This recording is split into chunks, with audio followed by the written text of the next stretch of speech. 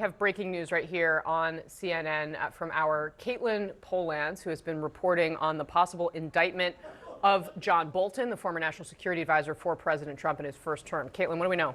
Casey, John Bolton, the former national security advisor to Donald Trump, a longtime federal government official, has been indicted by a grand jury. We are learning that through two different sources from our producer, Hannah Rabinowitz at the Justice Department. And we have confirmed that the grand jury was in today with the lead prosecutor on that case, the same prosecutor who had been on some of the documents of the search of Bolton's house just 2 months ago, or not even 2 months ago, a prosecutor who also has some experience in investigating these sorts of things. He was a prosecutor that was also working on the Biden classified documents handling investigation that led to no charges. But in this situation, the bulk of this case, it's been going on for several years, and our understanding is that it's about John Bolton's use of an email account with AOL, an email account where he was writing diary-like notes and summaries of his time as national security advisor to himself, at times even sending them to his wife and daughter. And that is the sort of thing that the Justice Department does say frequently, not just in the climate of a Trump administration, that that's something that you should not do. We have seen many charges like this before of other high-ranking officials, and that also with John Bolton in those search warrants, and what we're very likely to see in court going forward is that the Justice Department saying he should have known better. Casey?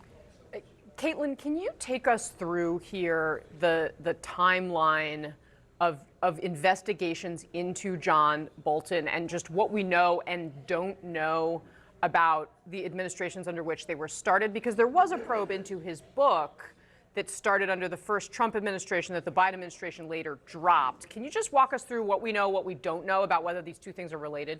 Yeah, Casey, I think as far as thinking about this, in which administration did it start, it's not about that. It's more about when there was information coming into investigators that led them to want to investigate the possible criminality here that would lead to an indictment today. I'm still waiting to see exactly what the indictment says about what type of documents they would be that would be mishandled, what is in there about timing of an investigation, or even timing of when these original acts would have taken place and the federal government learned about them. But Casey, the arc of this investigation, there were two things that happened. Both of those things became part of the search warrant. One, John Bolton was writing his book, and when he was working on the manuscript, was in touch with federal officials to clear everything, to take things out of that book that might be classified. He worked with them for some time and then got into a tiff, essentially, with the Justice Department and the Trump administration. They didn't want him to publish it. He wanted to publish it. It did go to publish.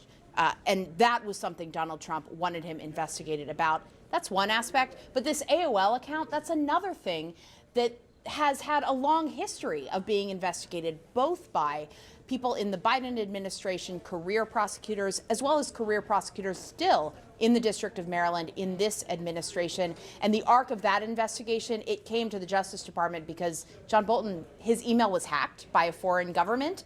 And during the intelligence collection around that, as far as we know from our sources, it became clear to the American federal government that there might be stuff in his email account that probably shouldn't have been kept in an unsecured way. Well, and the hack by a foreign government of his commercial email account would sort of underscore the point that you're making there.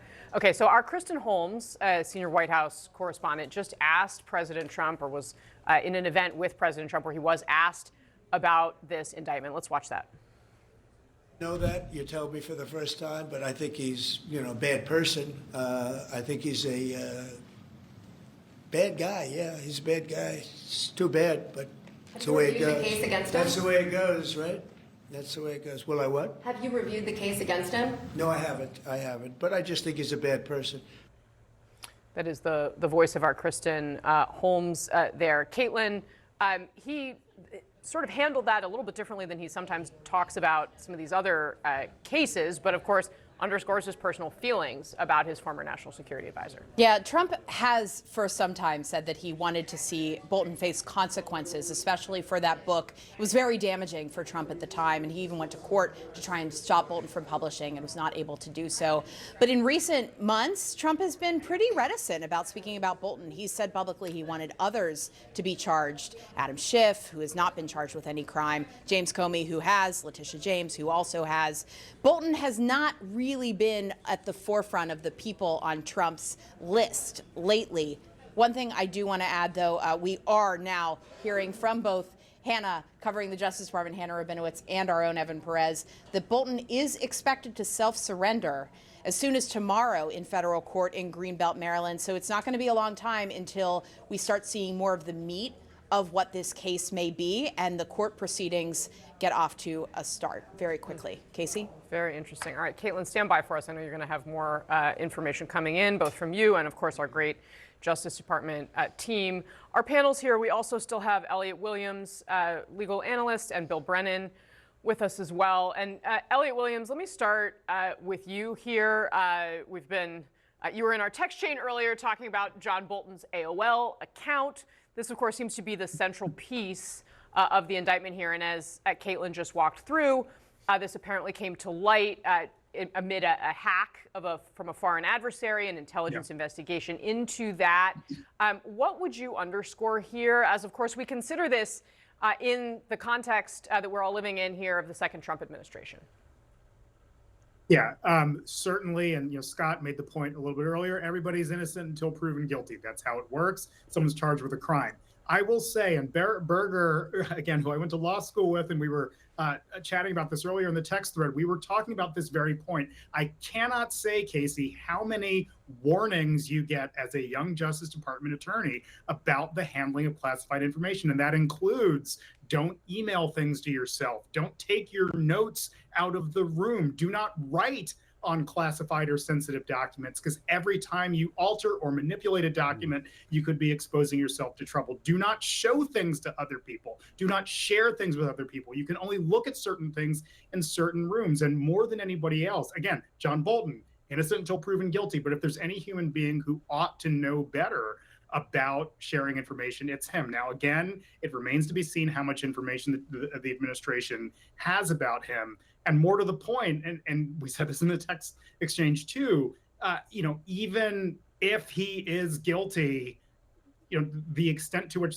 Trump, the president, has been speaking about John Bolton's guilt could jeopardize, the integrity of the investigation. The more you talk about, the president talks about wanting people to be locked up and wanting his opponents to be locked up, the more he sort of casts a little bit of a cloud over the seriousness of the prosecution. But again, we get so many warnings about the use of classified information that every time someone screws it up, you just sort of have to scratch your head about the stupidity that goes into mishandling information like this.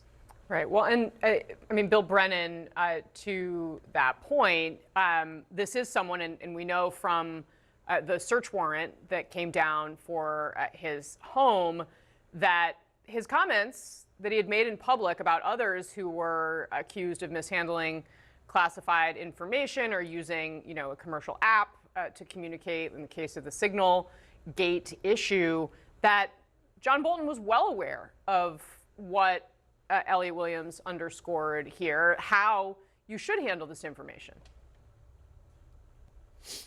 Elliot makes an excellent point, Casey.